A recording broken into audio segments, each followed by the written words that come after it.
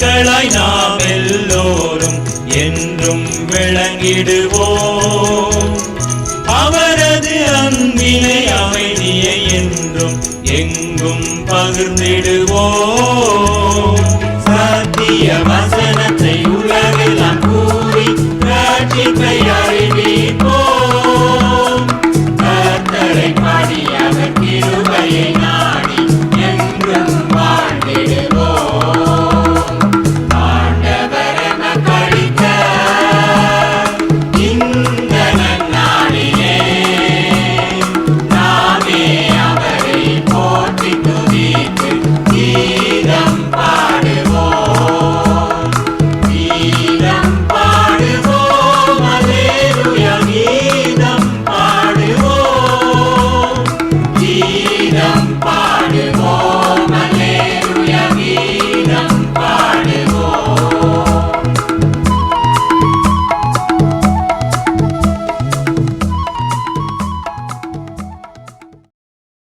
கர்த்தருக்குள் அன்பானவர்களே, அனுதினமும் கிறிஸ்துவுடன் தியான வேளைக்கு உங்களை அன்புடன் அழைக்கிறோம். இன்றைய தியானத்திற்கான வேத வாசிப்பு லூக்கா 22ஆம் அதிகாரம் வசனங்கள் 31 முதல் 34 வரை. தியானத்திற்கான தலைப்பு முன்னறிந்தவர். நானோ உன் விசுவாசம் ஒழிந்து போகாதபடி உனக்காக வேண்டிக் கொண்டேன். லூக்கா 22:32. வருடத்தின் இறுதிக்கு வந்துவிட்ட நாம் சற்று திரும்பி பார்த்தால் இப்படியெல்லாம் நடக்கும் என்று நாம் ஆரம்பத்தில் நினைத்தோமா, அறிந்திருந்தோமா என்று ஆச்சரியப்படுவோம். இப்படி இருந்தும் இதுவரை நாம் தப்பி பிழைத்து சுகம் பலத்துடன் வாழ்கிறோமே, எப்படி? இவற்றை குறித்து நாம் சிந்திப்பது அரிது. நம்முடன் யாரோ ஒருவர் இராவிட்டால் இத்தனையையும் தாண்டி இனி வரப்போகிறவற்றையும் மேற்கொண்டு நம்மால் முன்னேற முடியாது என்பதை ஏற்றுக்கொள்ள முடியுமா? நம் முன்னேயும் நம்முடனும் இருக்கிற அந்த நபர் யார்?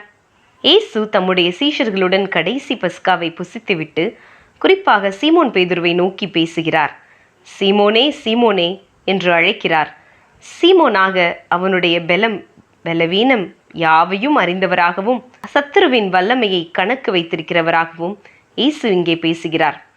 சீமோன் தனக்கு என்ன நடக்கவிருக்கிறது என்பதை அறியாதிருந்த போதிலும் யாவையும் முன்னறிந்திருந்த இயேசு, சாத்தான் உத்தரவு கேட்டுக்கொண்டான், நானோ உனக்காக வேண்டிக் கொண்டேன் என்று கூறுகிறார். பின்னரும் நீ என்னை அறிந்திருக்கிறதை 3 தரம் மறுதளிப்பாய் என்று சீமோன் செய்ய போவதையும் இயேசு முன்னரே அறிவித்துவிட்டார். சீமோன் சோதனைக்குட்படுவது நடக்க வேண்டியது என்றாலும் அவன் தன் விசுவாசத்தை இழந்துவிடக்கூடாது என்பதில் இயேசு கவனமாக இருந்து அவனுக்காக முன்னரே ஜெபித்து விட்டார். கர்த்தர் அவன் பேரில் ஒரு பெரிய நோக்கத்தை வைத்திருந்தார். முன்பதாகவே எச்சரிப்பாக சொல்லியிருந்தும் சீமோனும் தோற்றுவிட்டான். தான் செய்த காரியத்திற்காக தேவனிடம் மனம் கசந்து அழுகிறார். இந்த நிகழ்வினூடாக பேதுரு தன்னை பற்றியும் இன்னும் அதிகமான பாடங்களையும் கற்றுக்கொண்டான். அந்த தோல்வியினால் மனம் தளர்ந்து போகாதபடி தனது விசுவாசத்திலே பலப்பட்டான். அந்த விசுவாசம்தான் பின்னர் எருசலேமில் இயேசுவே கர்த்தர் என்று முழங்கியது. அதுவே தான் அநேகர் மனம் திரும்புவதற்கு ஏதுவானது. தேவ பிள்ளையே, நாமும் பல நேரங்களில் பலவீனப்பட்டு விடுகிறோம். அதை எதிர்பார்த்திருக்கும் சத்ருவானவன் அந்த இடத்திலே வந்து நம்மை தாக்குகிறான். இயேசு யாரை நேசிக்கிறாரோ அவர்களை அவரிடமிருந்து பிரித்து அழிப்பதே சத்துருவின் ஒரே முயற்சி. முடியாவிட்டால் அவர்களது சாட்சியை கெடுக்க பார்ப்பான். ஆனால் ஆண்டவருக்கு அவன் எப்போதும் பிந்தியவன்தான். ஏனெனில் சோதனை வரும் முன்னதாக ஆண்டவர் முந்திக்கொண்டு நமக்காக வேண்டுதல் செய்கிறார். அல்லேலூயா. இயேசு நமக்காக ஜெபிக்கிறார் என்பதற்காக நாம் பாவம் செய்யலாமா? கூடாது. முன்னறிந்தவர் கரங்களில் நம்மை தந்து நமது விசுவாசத்தை பலப்படுத்தும்படி ஜெபிப்போமாக. ஜெபம் செய்வோம். என்றென்றைக்கும் மாறாதவரே, வரும் புதிய ஆண்டை எல்லாவற்றையும் முன்னறிந்த உம்முடைய கரத்திலே கொடுக்கிறோம். நான் எனது விசுவாசத்தில் பலப்பட எனக்கு கிருபை தாரும். ஆமேன்.